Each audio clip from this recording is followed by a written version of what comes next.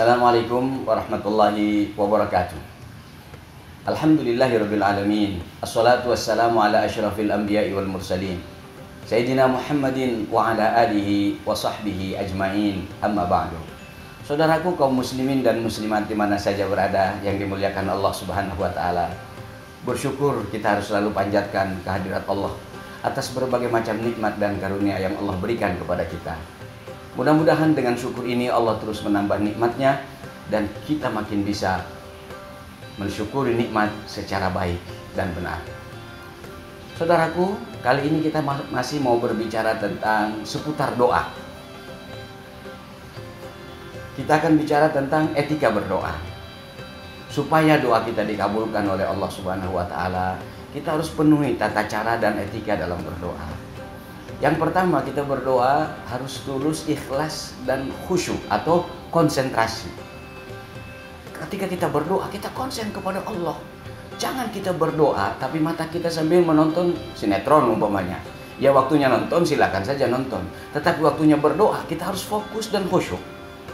Itu yang pertama. Jadi, ikhlas dan khusyuk atau konsentrasi. Yang kedua, sebaiknya kita dalam berdoa itu menghadap ke kiblat. Meskipun menghadap kemana saja, berdoa itu boleh, tidak ada masalah. Tetapi dalam kondisi-kondisi tertentu, bagus kalau kita bisa menghadap ke kiblat. Dalam keadaan berwudu, wudu itu tidak harus dalam berdoa. Kalau sholat kita harus bersuci, diantaranya dengan berwudu. Tetapi kalau berdoa tidak mesti. Tidak berwudu itu tidak apa-apa. Tapi kalau dalam keadaan berwudu itu jauh lebih afdal. Kalau ulama-ulama salafus saleh dulu selalu menjaga wudu ini. Setiap batal wudu lagi, setiap batal wudu lagi. Nggak mesti harus dalam keadaan sholat. Karena wudu ini nanti kita bahas tersendirilah tentang keutamaan wudu. Ini masih konteksnya dalam berdoa. Dalam keadaan berwudu jauh lebih bagus. Yang berikutnya dalam berdoa kita disunahkan supaya kita terlihat butuh. Kita mengangkat tangan.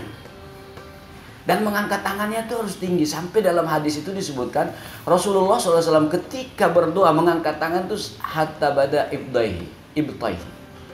Sampai terlihat putih ketiaknya ini. Saking tingginya dia mengangkat tangan itu.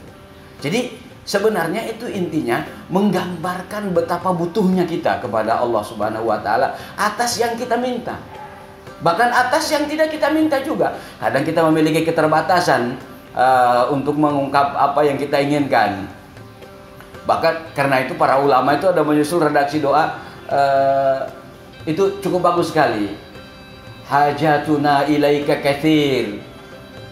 Kebutuhan kami terhadapmu begitu banyak ya Allah. Wa anta alimun biha wa basir. Wa anta alimun biha wa basir. Dan engkau maha tahu. Lidah ini nggak cukup mengungkapkannya.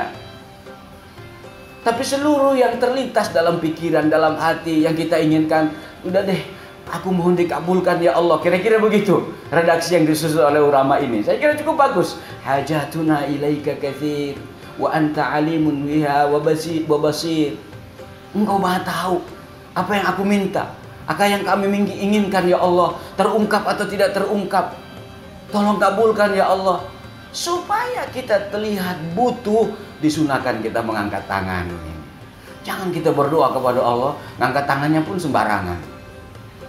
Atau ada juga orang yang berdoa begini, enggak ada sunahnya begini, apa ini berdoa begini?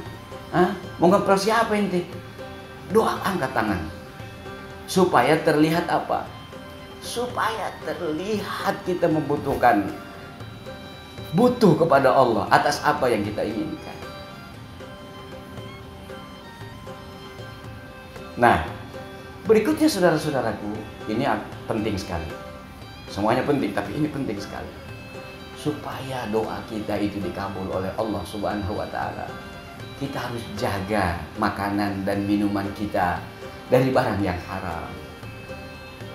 Karena makanan yang haram, minuman yang haram yang masuk dalam badan kita bukan saja seperti yang dikatakan oleh Allah Subhanahu Rasulullah SAW dalam hadisnya, kullu lahmin nabata min haramin fannaru aula bihi. Seluruh daging yang tumbuh dari barang yang haram, neraka lebih utama. Nauzubillah min dzalik. Tetapi barang haram juga, minuman haram, makanan haram, itu akan menghalangi dan menghijab doa kita.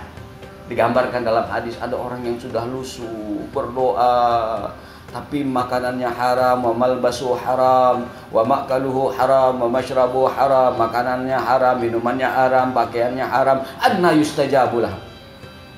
Bagaimana bisa dikabulkan doanya? Semoga Allah melindungi kita dari hal-hal yang bisa menghijab dan menjaga doa kita, dan semoga Allah Subhanahu wa taala mengabulkan seluruh doa-doa kita. Allahumma stajib du'ana ya Rabb. Allahumma stajib du'ana ya Rabb. Allahumma stajib du'ana ya Rabb. Terima kasih. Assalamualaikum warahmatullahi wabarakatuh.